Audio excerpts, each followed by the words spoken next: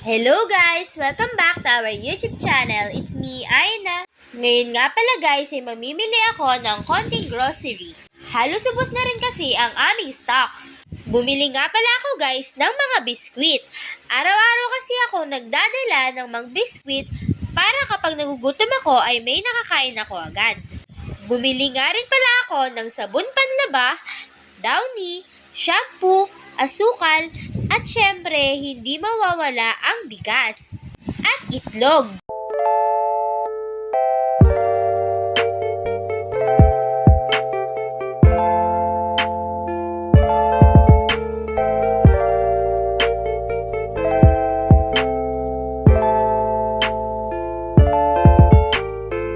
Yan lang muna ang mga napamili ko guys.